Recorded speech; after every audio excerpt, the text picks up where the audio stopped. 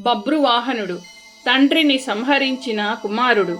మహాభారతంలో ఎన్నో ఆశ్చర్యకరమైన సంఘటనలు ఉన్నాయి. వాటిలో అత్యంత హృదయాన్ని కదిలించే కథలలో ఒకటి బభ్రువాహనుని కథ.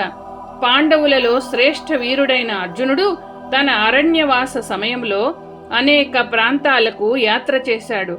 ఆ సమయంలో ఆయన మణిపుర దేశానికి చేరుకున్నాడు. అక్కడి రాజు చిత్రవాహనుని కుమార్తె అయిన చిత్రాంగదను చూసి వివాహం చేసుకున్నాడు.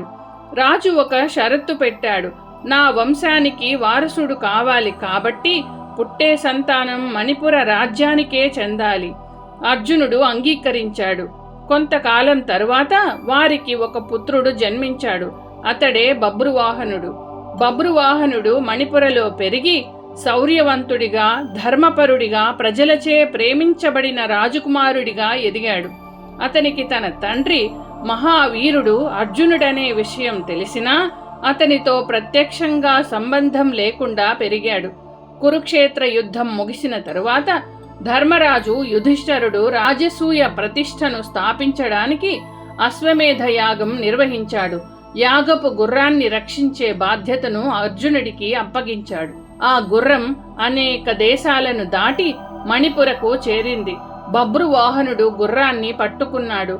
అతను యాగనియమం ప్రకారం యుద్ధానికి సిద్ధమయ్యాడు.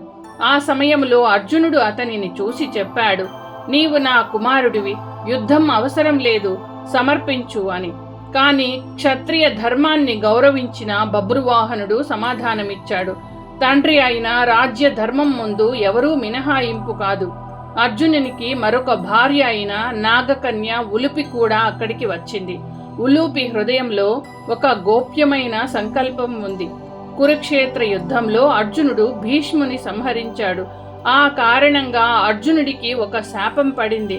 తన కుమారుని చేతిలో మరణం పొందాలి. ఆ శాపాన్ని తొలగించేందుకు ఈ సంగ్రామం అవసరమైంది. తండ్రి కుమారుల మధ్య భీకరమైన యుద్ధం ప్రారంభమైంది.